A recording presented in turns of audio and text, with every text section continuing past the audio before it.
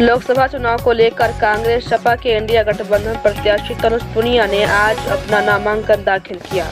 नामांकन के दौरान तनुज पुनिया हाथों में संविधान की किताब और गले में राम नामी अंगोछा डालकर पहुंचे। इससे पहले सिविल लाइन रोड पर स्थित पूर्व केंद्रीय मंत्री मोहसिना किदवाई के आवास पर बने कांग्रेस कैंप कार्यालय में कांग्रेस और सपा के नेताओं व कार्यकर्ताओं का जमावड़ा लगा रहा।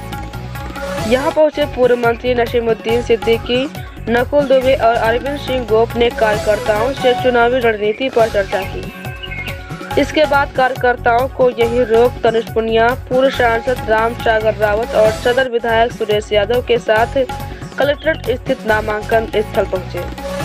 तनुज पुनिया ने अपना नामांकन 2 सेटों में दाखिल किया। नामांकन के दौरान कार्यकर्ता कार्यालय में मौजूद रहे और यहीं पर चुनावी रणनीति बनाई जाती रही। नामांकन के बाद तनुज पुनिया ने कहा कि इंडिया गठबंधन को वोटरों को लुभाने की जरूरत नहीं। जनता हमसे जुड़ चुकी है और हमारा चुनाव खुद जनता लड़ रही है, क्योंकि जनता समझ चुकी है कि अगर भाजपा की सत्ता में वापसी हुई तो हमारा लोकतंत्र, संविधान और आरक्षण खत्म हो जाएगा। ऐसे में इंडिया गठबंधन किसी भी हालात में भाजपाइयों को सत्ता में वापसी नहीं करने देंगे। उन्होंने बताया कि कांग्रेस नेता राहुल गांधी के निर्देश पर वह संविधान की किताब अपने हाथ में लेकर नामांकन करने पहुंचे हैं, जिससे लोगों को संविधान का महत्व बताया जा सके। हम लोग देश और संविधान को बचाकर रहेंगे, इसीलिए वह संविधान लेकर अपना नामांकन करने में भी पहुंचे। तनुज पुनिया ने कहा कि बाराबंकी सीट पर कांग्रेस और समाजवादी पार्टी का गठबंधन काफी मजबूत है। आम आदमी पार्टी, शिवसेना और एनसीपी समेत कई प्रमुख दल हमारे साथ मिलकर यह चुनाव लड़ रहे हैं। पुराने आंकड़ों को अगर देखा जाए तो उस हिसाब से इंडिया गठबंधन यह सीट बड़े अंतर से जीतने जा रही है। तनुज पुनिया के मुताबिक यह चुनाव जनता से जुड़े मुद्दों पर लड़ा जा रहा है। तनुज पुनिया इंडिया गठबंधन प्रत्याशी सुरेश यादव, सपा सदर विधायक राम सागर रावत, पूर्व सांसद सुरेंद्र वर्मा, नगर पालिका चेयरमैन प्रतिनिधि मौजूद रहे। क्योंकि आपके पास में बहुत बड़ा जिम्मेदारी है।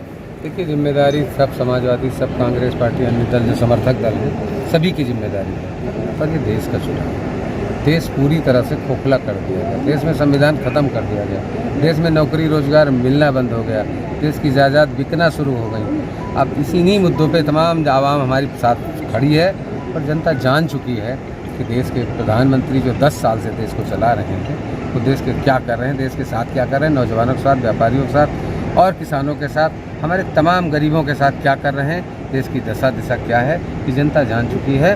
और इन्हीं सब मुद्दों के लिए लेकर जनता के बीच हम लोग जा रहे हैं और जनता बहुत भरपूर समर्थन दे रही है। विधायक जी, कोविड इलेक्ट्रॉल बॉन्ड में तो आपने देखा है कोविशील्ड वालों ने किसको चंदा दिया है। चंदा तो लिया है, अब चंदा लिया है तो उसमें कुछ किया है।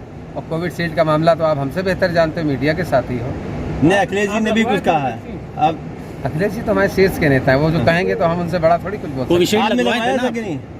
अब क्या कहने लगवाए थे या नहीं लगवाए थे बता दिया तो। देखिए, हमने नहीं लगवाई वैक्सीन, बिल्कुल पक्का नहीं लगवाई। अच्छा, हमने नहीं लगवाई। कोई डर था क्या? डर क्या, आज देख रहे हैं ना उसपे क्या आ रहे हैं। आज 2 ही 3 साल हुआ है, उस पे क्या आंकड़े आ रहे हैं, क्या हो रहा है जनता के साथ, कितनी जल्दबाजी में कोविशील्ड को मान्यता दी गई और किस तरह से दी गई, किन परिस्थितियों में दी गई, क्या लाभ लेकर दी गई और आज क्या हो रहा है। बैठे बैठे लोग, खड़े खड़े लोग मर जा रहे हैं, तनिक तनिक देर बैठे बैठे ख़त्म हो जा रहे हैं। अच्छा भला नौजवान ख़त्म हो जा रहा है। तो कहीं ना कहीं इसका रिएक्शन हुआ है और ये जल्दबाजी में लिया गया फैसला सरकार द्वारा। चलिए, मेंबर में रहे हैं और हमें बाराबंकी से कई बार सांसद भी रहे हैं। क्या आशीर्वाद दिया आपने? क्योंकि रावत बिरादरी आपकी आशीर्वाद जरूरत है, क्या क्या कहना चाहेंगे? देखिए, पूरे जनपद बाराबंकी में गठबंधन के फैसले के हिसाब से जो समाजवादी पार्टी के नेता हैं, कार्यकर्ता हैं, कांग्रेस के सामान्य नेता कार्यकर्ता हैं, पूरे क्षेत्र में मिलजुल करके काम कर रहे हैं। और मेरा पूरा विश्वास है कि तनुज पुनिया न केवल जीतेंगे, रिकॉर्ड वोटों से ऐतिहासिक जीतेंगे। आपका बड़ा तजुर्बा रहा है, ये तजुर्बा कितना काम आएगा? वक्त बताएगा। जो पीछे का जो अनुभव है उसी का मैंने जिक्र किया कि जिस मेजॉरिटी के साथ इस गठबंधन में चुनाव में काम कर रहे हैं उसमें जो है हमारी इतिहास होगी। नॉमिनेशन किया है, क्या आप देश रहेगा, किस तरह से आप जो 2024 का इलेक्शन है किस तरह से वोटों को लुभाएंगे आप? देखिए, हम लोग वोटों को लुभाने की आज ज़रूरत नहीं है।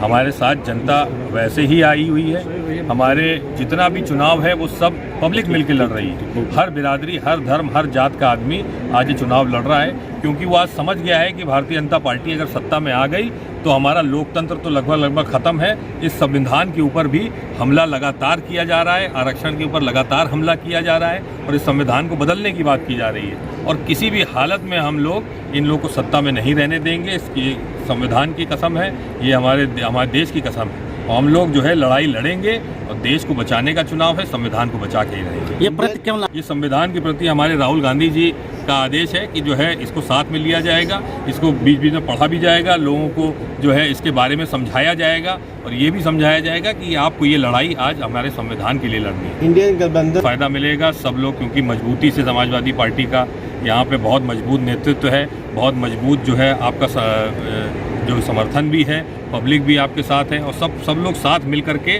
और ये चुनाव लड़ रहे हैं। समाजवादी पार्टी के साथ साथ आम आदमी पार्टी, शिवसेना और हमारे अन्य सहयोगी दल एनसीपी सब साथ में मिल के लड़ रहे हैं। और क्यों पहले अगर सिर्फ आंकड़े अगर आप उठा के देख लें, पुराने रिजल्ट अगर उठा के देख लें तो आंकड़ों पे ही जीत नंबर्स में सीधे सीधे है। ये इशूज़ को लेकर चुनाव नहीं लड़ेंगे आप? संविधान इशूज़ से ही तो शुरू हुआ है चुनाव, इशूज़ से शुरू हुआ है हमारा। किसान का कर्जा माफ़ी शुरू हुआ है, किसान के हित के बारे में रोज़गार और बेरोज़गारी के मुद्दा उठाया गया है। लेकिन अभी जो जिस तरह से भारतीय जनता पार्टी ने लगातार संविधान में हमला करना शुरू किया है तो मजबूरी में हमें संविधान की बात कर रहे हैं आज आपके बीच में। 10 साल से बीजेपी यहाँ पे है, क्या काम बाकी रह गया जो आप करना चाहेंगे? सबसे कुछ भी नहीं किया है भारतीय जनता पार्टी ने 10 साल में, कुछ भी बड़ा काम नहीं किया है। वो बंकी का अंडरपास जो है वो पास हो गया था, लेकिन वो जो है बनाया नहीं। एक ओवर ब्रिज बनना है आपका बंकी में, एक ट्रॉमा सेंटर हमारा जो ताले में पड़ी हैं आज मशीनें, उसको संचालित कराना है। और भी बहुत सारे काम है, मेमो ट्रेन चालू करवाना है बाराबंकी से, आपका जो हैदरगढ़ में ओवर ब्रिज बनवाना है, हैदरगढ़ का जो आपका जो रेलवे स्टेशन, आदर्श रेलवे स्टेशन बनाया गया था उसमें आज ट्रेनें रुकना बंद हो गई हैं, टिकट जो है उसमें बनना बंद हो गया है। फतेहपुर क्रॉसिंग जो है उसके ऊपर ओवरब्रिज बनने का वो सब है। बहुत सारे काम है, काम की तो लगी। मेंथा को जो है न्यूनतम समर्थन मूल्य के अंतर्गत लाना है, ये सारे काम कराने हैं। दर्शन किए थे राम जी के? जी दर्शन करके आए हैं। तो किस तरह से रहेगा, क्योंकि बीजेपी कहती है कि नहीं, जो राम को मानते हैं वो बीजेपी वाले मानते हैं, बाकी तो सब विरोधी हैं। वो राजनीति कर रहे हैं, हम जो है असली में पूजा पाठ करके निकले हैं। हम लोग तो मत्था रोज ही टेकते हैं, तो हम लोग तो मानते हैं, दिल से मानते हैं, हम उस पर राजनीति नहीं करते। वो लोग केवल राजनीति करते हैं, दिल से नहीं मानते हैं।